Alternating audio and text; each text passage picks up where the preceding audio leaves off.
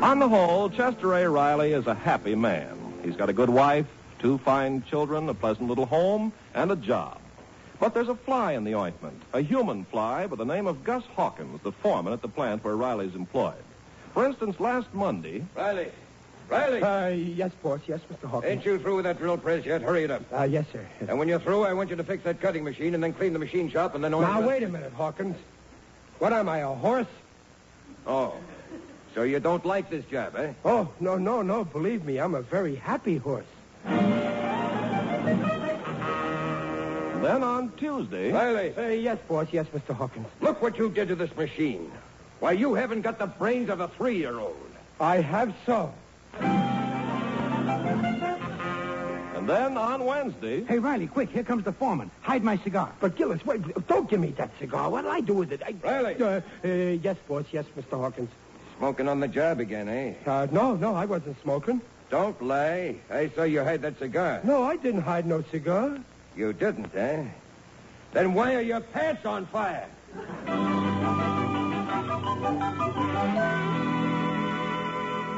And now it's Thursday morning, and we find Riley at the breakfast table pouring out his troubles to the family. Nag.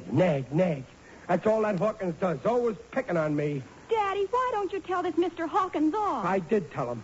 Hawkins, I said, you can't treat me like this. I'm a human being. And he said, prove it. He had me there. After all, I can't carry my birth certificate to work. Well, why don't you just bust him in the nose, Pop? Junior, a gentleman don't bust another gentleman in the nose. Especially when the other gentleman happens to be the heavyweight champion of the riveting department. Well, your father's right, Junior. In a case like this, it's always best to use diplomacy. That's right. And where I come from, diplomacy means only one thing. Wait for a dark night with a rock in each hand. Why, you know you don't mean that. Well, no, I don't. But I got to do something about that foreman. He's the one who's holding me back at the plant. For 5 years, I've been butting my head up against a stone wall. And I ain't even made a dent in it. Well, why don't you try being pleasant to Hawkins for a change? Then maybe he'll be nice to you. But, gee, I never thought of that. Well, try it once. Can't do any harm. Well, yeah. Well, what'll I say? Well, you know what to say. Good morning, Mr. Hawkins. Isn't it a lovely day? Yeah, lovely day. Tell him you want to get ahead in the plan. Ahead in the plant? And you don't see the point in not being friends. So why not bury the hatchet? Bury the hatchet. That's it. The minute I get to the plant, I'm going to stop being myself and start being pleasant.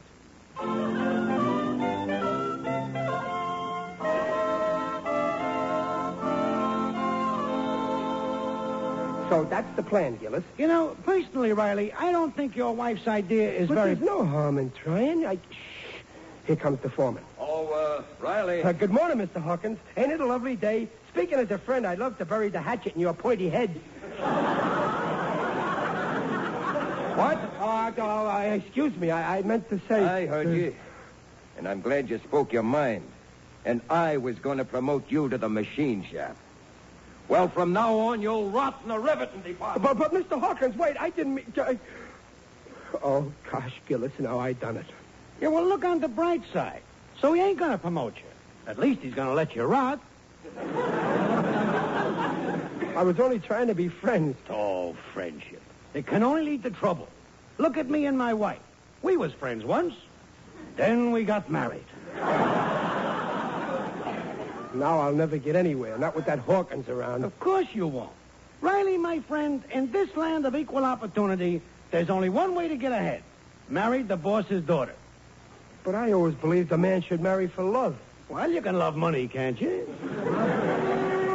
Oh, lunch. Come on, Riley. Let's eat over behind the tool shed where the wind can't blow the cards out of our hands. Hey, look, Gillis. Look what's here on the bulletin board. Riley, this is no time to read. It's our lunch hour. Read on the company's time. Now, wait a minute. This is interesting. For some time, this company has been planning to establish its own rubber research station in Santo Domingo in the interior of South America.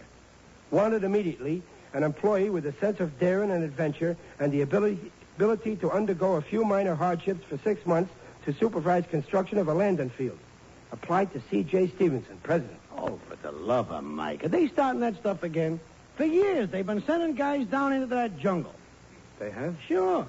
Stevenson don't like to talk about it. Nobody ever comes back. Oh, you're kidding, Gillis. Okay, so a couple of guys come back. There was one guy was in that jungle all by himself for 6 whole months.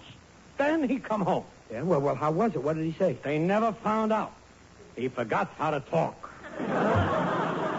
Oh, I don't believe Oh, it. it's murder down there in that jungle. That burning sun beating down on you day after day, the sweat pouring off you by the gallon. You know what that does to the human body? I guess you lose a little weight. Little. Say, do you know Fatso McGillicuddy? No. Well, Fatso was a guy weighed 250 pounds. He volunteered. 6 months later, Fatso comes back. See, that's him over there by the water cooler. Hi, Skinny. What you, Gillis? Holy smoke. There's nothing left of him. Oh, it can't be. What are you trying to hand me? I've been around here 5 years. I never heard anything like that. Sure you never heard. Stevenson's keeping it quiet. But I got my ear to the ground, and I pick up plenty of dirt.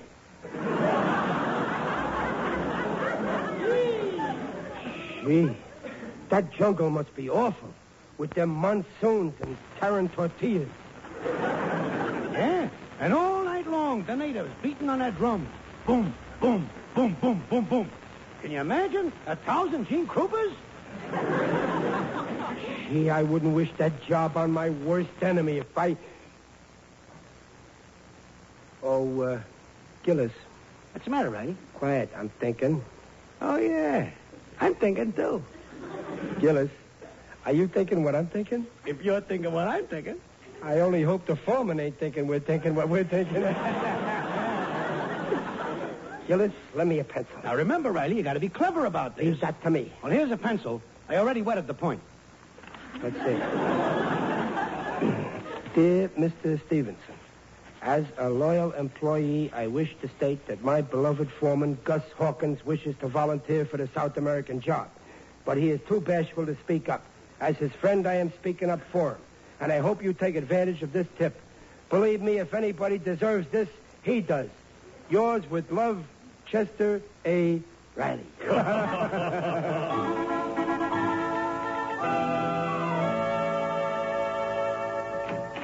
You sent for me, Mr. Stevenson? Riley, I want to thank you for that note you sent me about hockey. He's going, Mr. Stevenson? He's going? Oh, yes, he's going. Oh, but you were right about him. I have never seen anybody so bashful. Kept trying to change the subject. Why, I practically had to order him to go. That's fine, as long as he's going. Good old Hawkins. Little does he know what I done for him. Oh, he knows all right. I showed him your note, and he rushed right out looking for you. Hey, Ted, how soon is he leaving? Well, there's still a few things I have to talk over with him. Listen, he's the man for the job. You won't regret it. After all, what kind of a man do you need for this job? A guy with plenty of muscle and no brains. That's true. A guy without imagination. Mm-hmm. The kind of a guy, if he went away from the plant for 6 months, you wouldn't even know he was gone. Riley, I've just had another thought.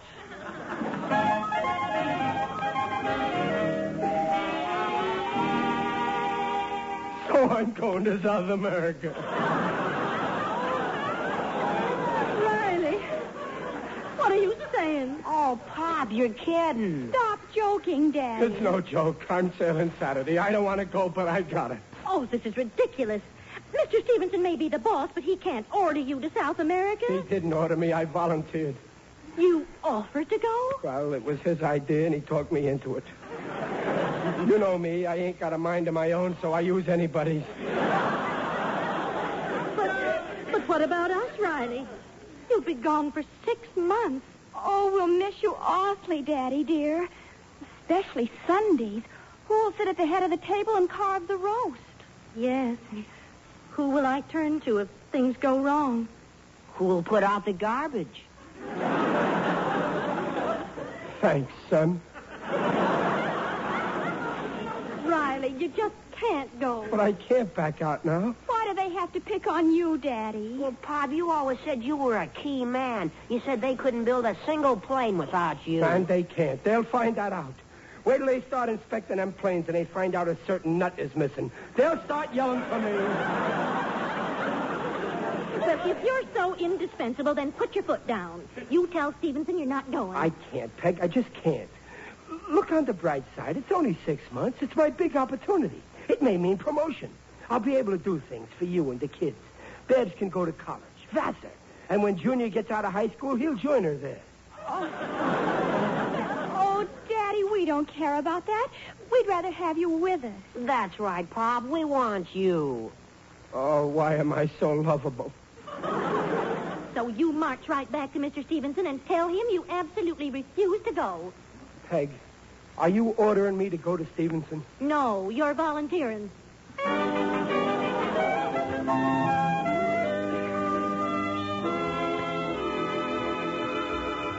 So that's the situation, Mr. Stevenson. I can't go. You can't go. Nonsense. No, I really can't, boss. Well, I've made all the arrangements. I booked your passage. Oh, I'm disappointed in you, Riley. I thought you had loyalty to the firm. Well, you know I'm loyal. Every time I quit here to work somewhere else and they fired me, didn't I always come back here? You call it loyalty to volunteer for a job and then withdraw? I know, but a jungle... Oh, that's it. You're afraid. Has somebody been filling your head with a lot of stories about the burning sun and the giant mosquitoes and the hostile natives? Well, no. Why should I be afraid of the burning sun or giant mosquitoes or hostile natives? After all, for the last 5 summers, ain't I been going to Ocean Park? Fine, then. It's all settled. Well, but, boss, You'll feel differently once you get underway. Believe me, boss, if it was up to me, I'd go in a flash. But my wife and kids, they just won't hear of it. Oh, the family. Is that all? Let me have a little talk with them tonight. Well, okay, boss, but it won't do any good. They won't hear of my going. It's breaking their hearts. You see, I ain't like other fathers. They treat me just like one of the family.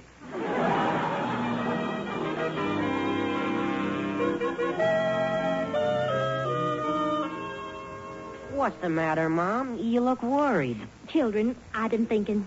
Maybe we haven't been fair to your father about this job in South America. Why, what do you mean, Mother? Well, I mean the way we've been objecting to his going. Well, gosh, Mom, you want Pop to go? Oh, no, of course not. Why, we'll miss him terrible. But, well, this may be the big opportunity he's been waiting for. That's true. It's the first time the company's taken any interest in Daddy. And I don't think it's fair to stand in his way. And he seems to set on it. So if he brings the subject up again, let's all pretend we're glad he's going. I think you're right, Mother. Now, you understand, Junior? We won't let on how we really feel. Okay, Mom. Gosh, it's funny to think of Pop going to South America. I'll have to teach him some Spanish. Can you imagine Pop speaking Spanish with a Brooklyn accent? I bet if Daddy goes to a bullfight down there, he'll yell "Moi to the bum." Oh, Sam.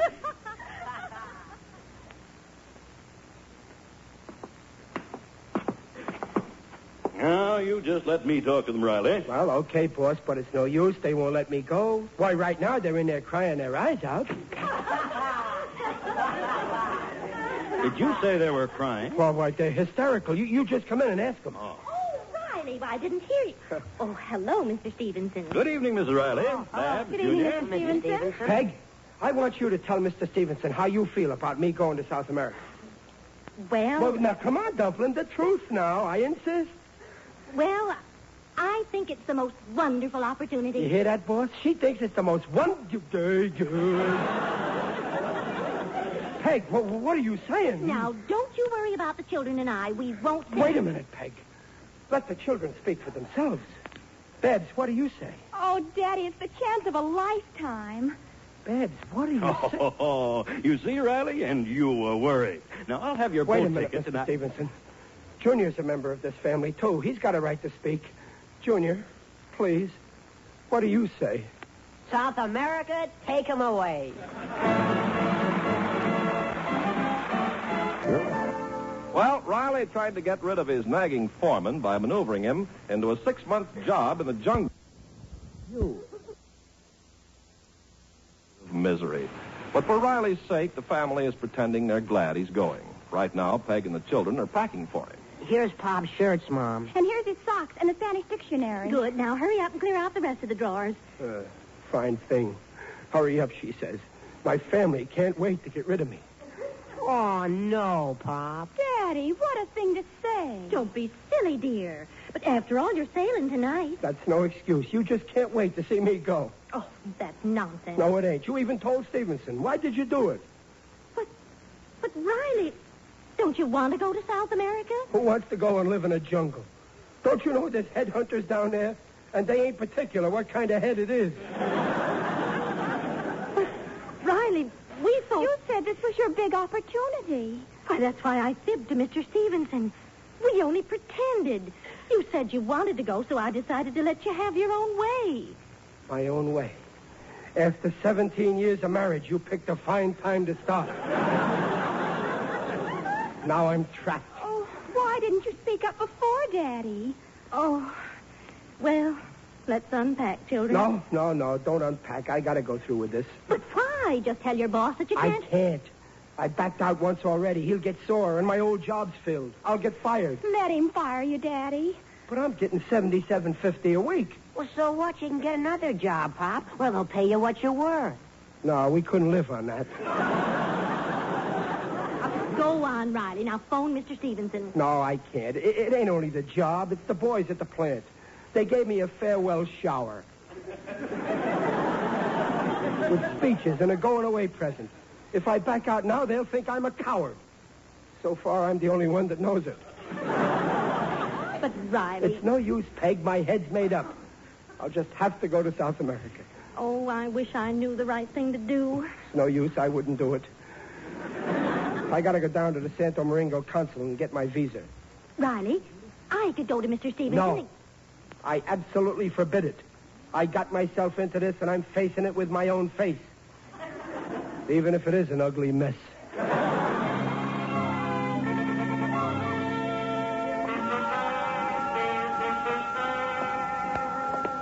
What a mess. Oh, what a mess. This is one hole I'll never get out of. Oh, there, Riley.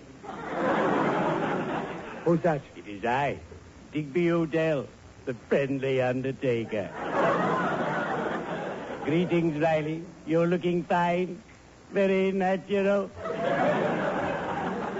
Oh, hello, Digger. What are you doing around here? Oh, I've been swimming at the public pool with my club, the UEPLSS. UEPLSS? Yes, the Undertakers, Embalmers, and Pallbearers Life-Saving Society. In the summer, we save lives at the beach. It's a change from the usual routine. Say, a club like that does a lot of good. Oh, that's the basis of our motto. I quote, "The good that you do unto people will come back to you in the end." And so will the people. But Riley, my friend, you seem troubled. Oh, Digger, it's terrible. I got a new job way down in the jungle in South America. Oh, why bury yourself in South America? I know lots of openings right here in town. Well, my company needs a man in the jungle. Ah, the jungle. A deadly cobra with fangs bared, ready to strike. A ferocious leopard with dripping jaws ready to pounce. A gigantic gorilla with hairy arms ready to crush. I adore those Tarzan pictures. They're so gay. Riley, you better learn to speak Spanish. Well, Babs has been giving me some lessons. Buenos dias, that's good day. Hasta la visitor, that's see you around. CC, that's okay. Arriba, that means down. And Bajo, that means up. No, Riley. Arriba is up. Bajo is down. No, you're wrong. Bajo is up. No. Bajo is down. Believe me, I know how to say down in 7 languages. Bajo is down? I always get those two mixed up. Well, I gotta go get my visa now, way downtown. Like you say in Spanish, I gotta go Arriba town. No, I mean Bajo town. Bajo is down. Adios, amigo mío. I'd better be shoveling off.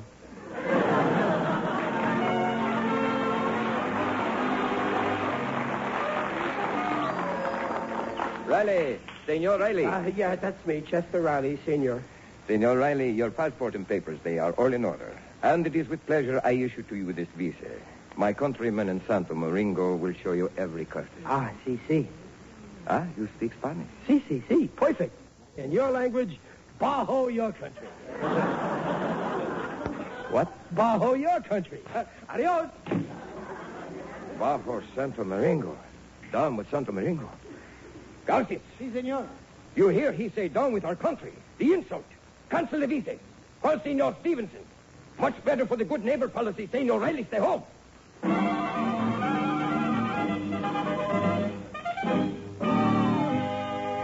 All set, Pop. All your suitcases are in the taxi. Thanks, son. Daddy, you forgot to pack your sun helmet. Oh, yeah. It was sweet of the boys to give me this going-away present. Beautiful, ain't it? That's a very thoughtful inscription. Good luck and good health. All spelled out with malaria pills. Riley, dear, it's getting late. The boat... Yeah, I'd better be going. Riley, are you sure you don't want us to go to the dock with you? No, you stay here. It's much easier parting this way. Pop, the taxi's waiting. Yeah. Well, goodbye, sweet wife.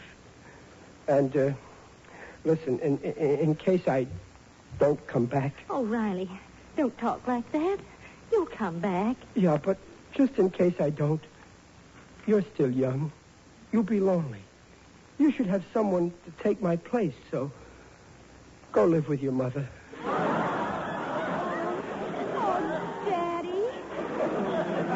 Daddy, you'll be all right. We'll pray for you. So will I. Goodbye, Babsy. Keep an eye on Junior. Junior, keep an eye on Babs. And when she's entertaining boyfriends in the living room, don't peek through the keyhole. I won't, Pop. In my closet, you'll find my homemade periscope that looks over the transom. Well, goodbye. Goodbye, dear. In 6 months, we'll be standing right here, waiting for you. Take care of yourself, Dumpling. And take care of our two little chicks. That's the law of nature. When the rooster's away, it's up to the old hen. Well, goodbye now. Goodbye, dear. Now shut the door, don't look at me, and I won't look back. Riley! Mr. Stevenson, you come to see me off. See you off. You're not going. They've canceled your visa. Boss, you mean you ain't sending me? I'm sending Hawkins. Bajo your country. I ain't going, boss. Oh, bless you. And like they say in Spanish, bajo with Mr. Stevenson. Peg! Peg! Peg, I've come home. Did you miss me?